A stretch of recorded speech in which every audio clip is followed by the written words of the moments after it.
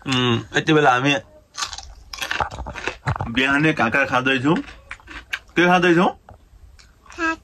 काँक्रा। ओ बाबुको ल्याएको काँक्रा बाबाले पनि खाइसक्यो। बिहानको 6 बजिरहेछ। बिहान नै हामी रूपालमा काँक्रा खाँदैछौँ आफ्नै घरमा होइन?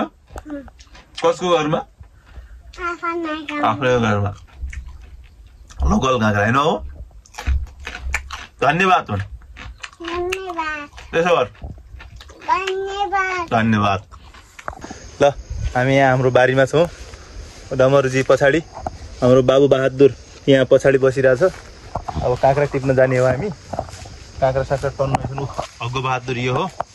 अनि डमरु घाँस काट्छ माछा यसरी गयो। काँक्रा त अब कति हुन् कति होइन। यो काँक्रो होइन मथी काँक्रो हुरुवाइन काँक्रो। अब तपाईँको यो हेर्नुहोस् यसरी गाइस हाम्रो नानी फुच्ची बहादुर हो यो। अनि उता यहाँ केराको घारी पनि त्यस्तै छ। बाबु केही भन त कति छन् काँक्रा? 2 धेरै छन् खाने।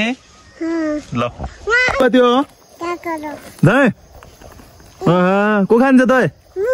ए हेलो गाइजहरू हामी कोदोबारीमा छौँ। कीर्तिसा कानामा छ। कीर्तिसाकी मम्मी कोदो काट्टा छे। यो हग्गो बहादुर को नाक हेर पुरे नाटक स्वरन छ कि। हेलो भन तुला भन। हेलो गाइज भन।